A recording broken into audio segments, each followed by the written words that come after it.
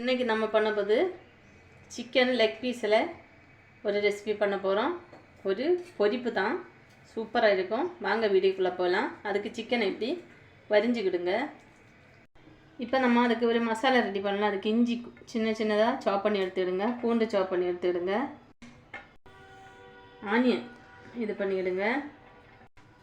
உப்பு போட்டுக்கலாம், மிளகுத்தூள் போட்டுக்கலாம், காஷ்மீர் சில்லி, மஞ்சத்தூள், கொஞ்சமாக கரம் மசாலா, நல்ல மிளகுத்தூள்,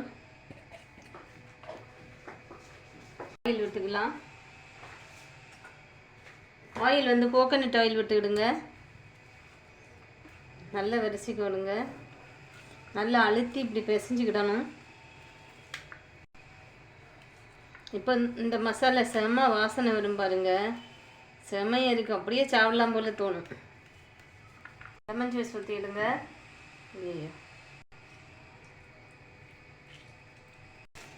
கொஞ்சமாக மைதா மாவு, கொஞ்சமாக அரிசி மாவு. இப்போ இதெல்லாம் சேர்த்து நல்லா பிசைஞ்சு விட்டுடலாம். தண்ணி விட்டுக்கிடுங்க. கொஞ்சமாக தண்ணி போதும்,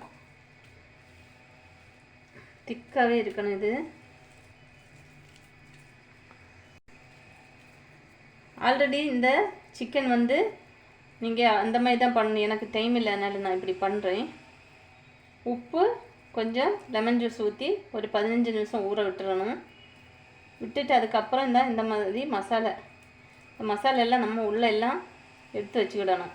இனி நம்ம ஃப்ரை பண்ணுறதும் இது கோகோனட் ஆயிலில் பண்ணால் 7 வீடில் 7 தெரு மணக்கும். அந்த மாதிரி ஒரு டேஸ்ட் வரும்.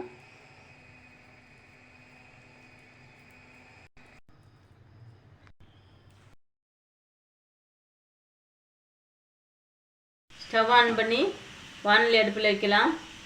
விட்டுக்கலாம். விடுங்க. எண்ணெய் சூடாயிடுச்சு, போட்டுக்கலாம்.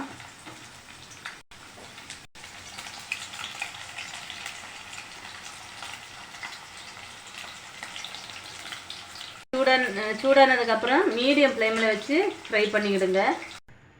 அவ்வளோதான் நண்பர்களே, நம்ம லெக் பீஸு ரெடி.